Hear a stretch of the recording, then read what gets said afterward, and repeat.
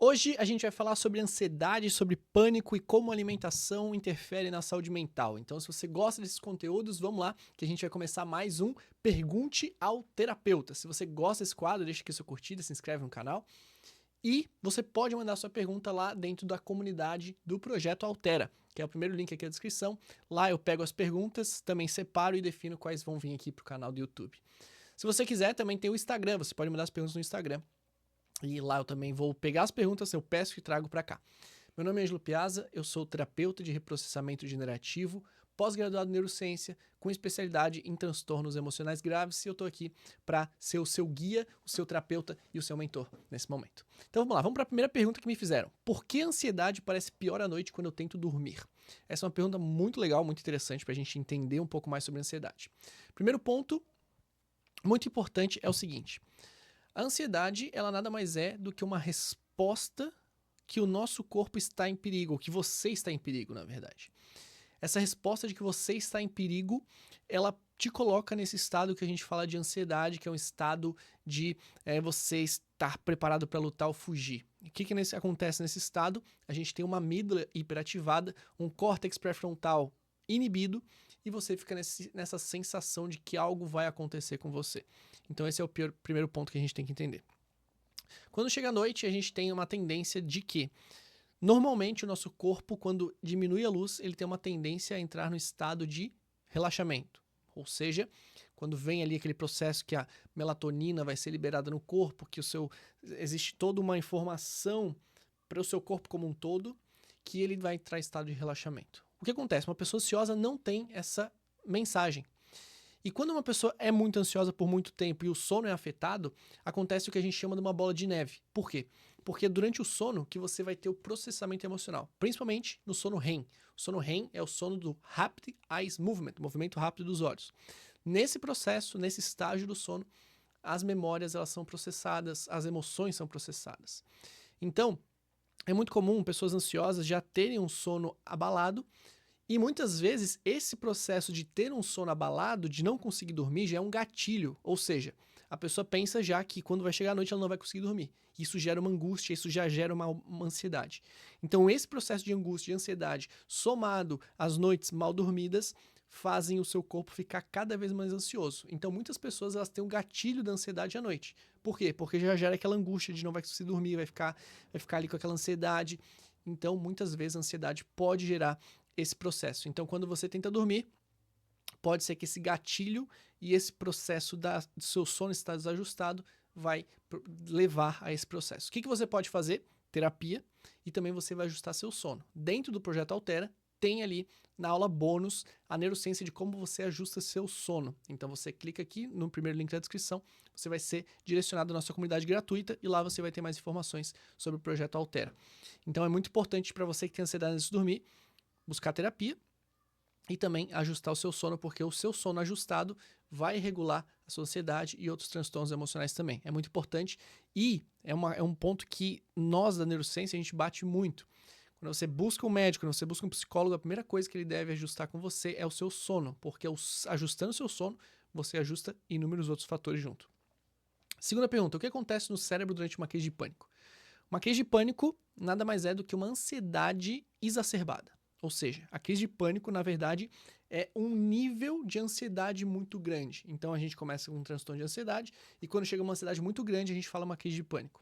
Então a crise de pânico nada mais é do que respostas de ansiedade, só que super exacerbadas.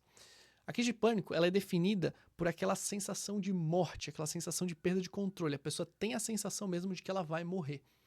E muitas vezes a crise de pânico ela deixa rastros. O que isso quer dizer?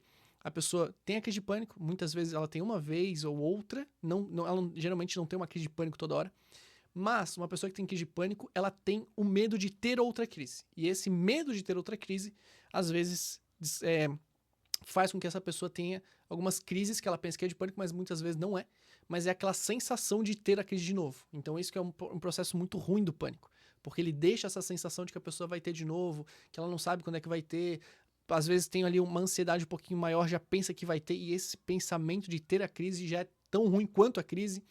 Então, a crise de pânico nada mais é do que uma amígdala, de novo, hiperativada, ela tá ativando ali, falando assim, estamos em perigo, estamos em perigo. Se a gente fosse colocar na metáfora, tem um leão aqui querendo nos devorar, então é perigo, perigo. O córtex pré-frontal, ele não tá conseguindo falar pra amígdala assim, ei, tá tudo bem, tá tudo certo, não tem problema nenhum. Ele não tá conseguindo falar, ou seja, ele tá inibido. E aí esse processo faz seu corpo ativar essa resposta de luta ou fuga. Então muitas vezes a respiração fica curta, muitas vezes a pessoa pode ter aquela ereção dos pelinhos, né? Fica com os pelinhos todos eriçados. Então todos esses processos ela vai ter devido a essa resposta de ansiedade que em níveis muito altos a gente fala que é uma crise de pânico. Então a crise de pânico nada mais é do que uma crise de ansiedade muito, muito forte que leva a pessoa com aquela sensação de morte, sensação que ela vai morrer, mas uma resposta de ansiedade exacerbada. Terceira pergunta. A TRG pode ajudar mesmo quando a pessoa já tentou várias terapias e não conseguiu melhorar? Com certeza, com certeza. E justamente a TRG, ela atua em memórias específicas. Então, de novo, ninguém nasce com ansiedade, ninguém nasce com depressão. O que é ansiedade? Memórias que geraram na pessoa o significado de que ela não dá conta, de que ela não é boa o suficiente, memórias de muita dor intensa que geraram um congelamento emocional. O que é o congelamento emocional? Quando uma memória é tão intensa e acontece um descarrego tão intenso de emoções que a pessoa naquele momento ela fica travada e ela projeta aquilo para frente. Então, ou seja, ela vai carregando aquela resposta que ela teve naquele momento para frente. Então, uma pessoa teve muita ansiedade no momento, ela tem uma tendência de ficar ansiosa, ter mais respostas ansiosas porque o cérebro congelou lá naquela memória. O que a TRG faz? Ela vai varrendo cada memória que a pessoa tem e a gente desativa essa memória. Como é que a gente desativa essa memória? Na verdade, ela não deixa de existir. A gente só faz a pessoa entrar novamente em contato com aquela memória até que o cérebro reprocessa. Por isso que é o nome da terapia de reprocessamento. A pessoa vai lembrar daquela memória, vai entrar em contato com a memória e ela vai diminuindo aquele impacto que essa memória teve. E quando eu falo memória teve, eu tô falando no passado, mas na verdade a memória ela tem. Por quê? Uma pessoa que teve uma crise muito forte no passado, ou uma memória de dor muito forte no passado, na verdade ela está carregando isso hoje. Por quê? Porque o cérebro não entende passado, presente e futuro. Para o seu cérebro só existe o presente. Então, para o seu cérebro, quando que aconteceu essa memória de dor que você diz na sua vida? Ela aconteceu no presente. Ah, mas ela foi lá no passado, mas foi no momento presente. E essa memória, ela continua com você até hoje, aqui no presente. Você está colhendo os frutos dessa memória aqui no presente, seja de dor, seja de coisa boa, seja de coisa ruim. A gente colhe, a gente está recebendo essa memória aqui no presente. Então a TRG, sim, ela consegue atuar nessa memória, a gente entra em contato com a memória, a gente tira esse peso emocional da memória, a gente reprocessa ela, e quando a gente reprocessa, a gente permite que o nosso corpo entre em um estado de relaxamento, mas também de autocura, ou seja, a gente desativa aquela memória e o seu cérebro, o seu corpo, ele começa a entrar no processo que ele mesmo vai se regulando. Esse que é um processo que a gente busca na TRG. Quarto ponto, qual é a relação entre alimentação e saúde mental? Aí entra um processo muito legal, que a gente chama do eixo intestino-cérebro. Então o intestino, na verdade, ele também tem neurônios, ele também é responsável pela produção de um neurotransmissor que a gente chama de serotonina. Então ele é muito importante que você esteja com a sua microbiota intestinal bem regulada. Eu não sou nutricionista para ficar falando sobre alimentação aqui, mas eu sempre gosto de deixar isso bem claro, de que se você tem problemas emocionais, é muito importante você ver a sua alimentação. Por quê? Porque se você tem problemas emocionais, você não pode contribuir para a sua doença emocional, vamos colocar dessa forma, com alimentos que não te ajudam.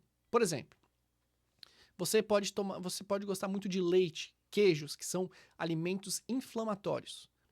Se você não tem um problema emocional, você consome esses alimentos, você não sente um impacto tão grande, a não ser que você já tenha uma doença.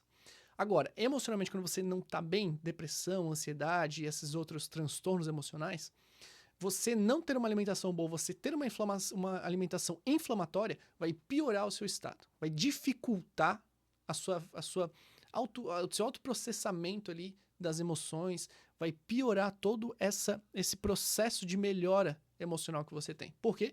Porque o seu intestino vai estar também inflamado, também vai estar infectado, vamos colocar assim, infectado, mas ele não vai conseguir produzir a serotonina que ele deveria, e você vai ter todo um processo justamente por causa desse eixo que a gente chama de intestino-cérebro. Então, como o seu intestino está muito conectado ao seu cérebro, o seu cérebro também está conectado ao seu intestino, é uma via de mão dupla, você tem que cuidar com a alimentação. Ângelo, quais são a alimentação que pode me ajudar?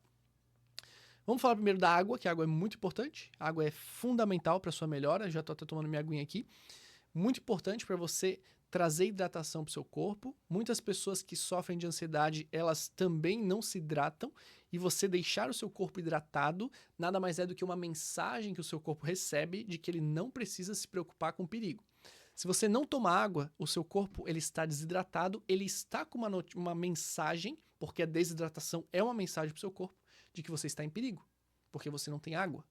Então, quando você ajusta a sua água, você ajusta seu intestino, você ajusta seu cérebro e você ajusta milhões e milhões de processos no seu corpo. Milhões é uma forma exagerada de falar, né? Mas a alimentação que pode te ajudar. Primeiro, sementes. As sementes são muito importantes. Castanha do Pará, castanha de caju, nozes, todas essas sementes vão te ajudar.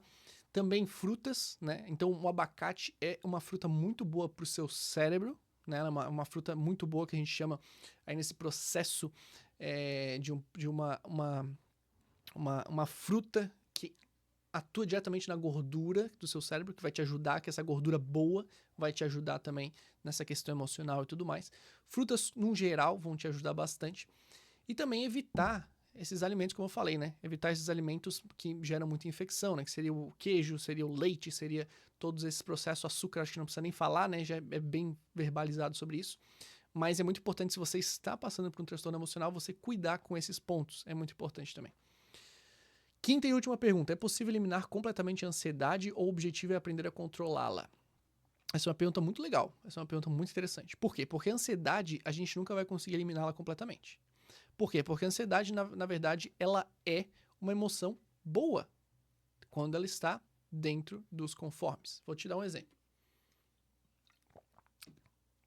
Quando eu tenho um trabalho para apresentar, é aquela ansiedade do trabalho que vai me produzir ansiedade de níveis bons, né? De novo, deixando bem claro, ansiedade de níveis bons, que vai me fazer pensar nas possibilidades do que vai acontecer, que vai me preparar para agir melhor. Por exemplo, se eu vou lá fazer um trabalho, imagina que eu tô lá pensando, então eu mandei no e-mail e tal, aí essa ansiedade de pensar como é que vai ser, putz, mas se der um problema, aí eu já pego lá e coloco no pendrive. Então essa ideia de eu pensar no futuro, essa minha ansiedade saudável, ela vai me ajudar a melhorar. Então, essa ansiedade, será que não vai conseguir e-mail? Então eu já vou levar no pendrive. Então eu já tô me protegendo, essa ansiedade me protegeu.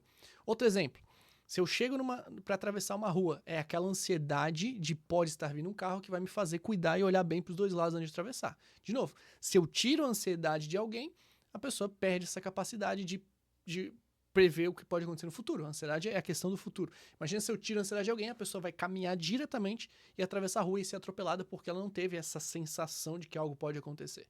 Então a ansiedade, ela é, em níveis favoráveis, muito boa. Agora, qual que é o problema? Quando ela passa dos controles. Quando ela passa do controle, ela é uma coisa negativa. Então, de novo, qual que é a questão aqui? Nosso objetivo não é eliminar a ansiedade. O nosso objetivo é que ela esteja em níveis adequados, que ela não esteja atrapalhando a minha vida como um todo. Então, nosso objetivo vamos lá, pergunta, né? É eliminar completamente a ansiedade? Não. O objetivo é aprender a controlar? Depende. Não é o meu objetivo aqui não é que você esteja com uma ansiedade tão horrível e você tem que ficar só controlando ela. Não, a gente quer diminuir essa ansiedade de níveis exagerados, que você se sinta mal, que isso afete o seu dia, para que ela esteja em níveis normais, que ela vai te favorecer de alguma forma ou outra. Muitas pessoas passam tanto tempo com ansiedade que elas não acreditam mais que isso é possível, mas sim, é possível. A TRG está aí para mostrar isso, ferramentas que a neurociência também comprova, existem vários estudos científicos que mostram que a TRG pode te ajudar sim.